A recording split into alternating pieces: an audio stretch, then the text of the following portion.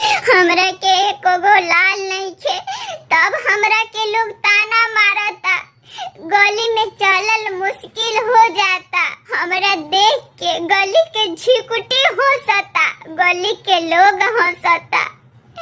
कहाँ जाई का कोरी, हमरा के एगो संतान नहीं खे, एकरा बिनु दुनिया अन्हार बा अन्हार। चुप रहा ये बहिनी, मत रोवा। तहरो के दुर्गा माई एक न एक दिन दी है, तहरो के गोदी भरी है, तहरो के बाबू होई है। चुप रह।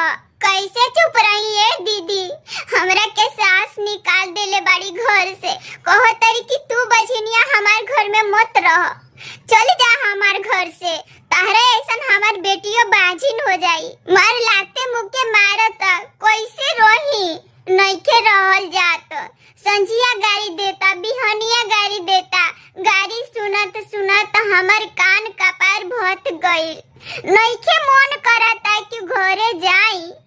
आई हो राम, बाप रे बाप, देखा था इतना बेचारी के दुख। आता बबुआ जी कुछ ना कहतानी, ना ये दीदी कुछ ना कहतानी, जवन माई कहतरी उहे सुनतनी।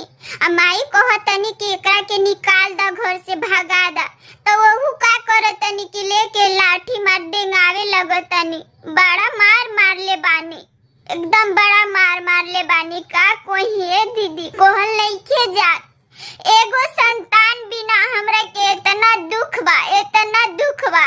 का कोई ए बहिनी काहे ना देवी माई के नवरात्र करतारू, माई से आराधना करा कि हे माई हमरो के एगो लाल दे दा, हमरो के गोदी भर दा, हमहु तहार आराधना करेब। दुर्गा माई जरूर तहार विनती सुनी है।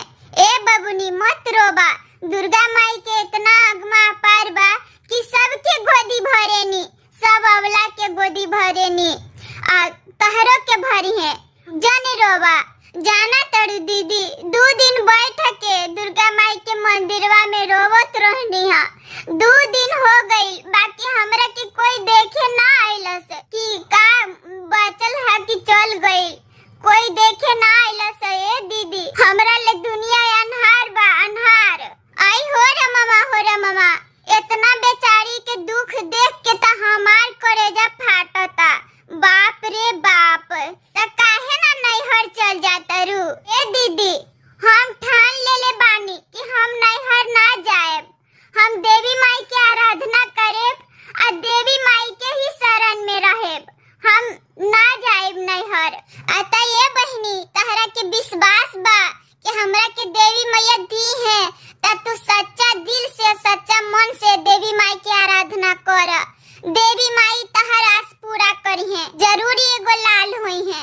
रोबेली मंदिरवा में बैठाली बझनिया, हो कि दैना दे तू ना, मैया गोदी में ललनवा, हो कि दैना दे तू ना, मैया गोदी में होरिलवा, हो कि दैना दे तू ना।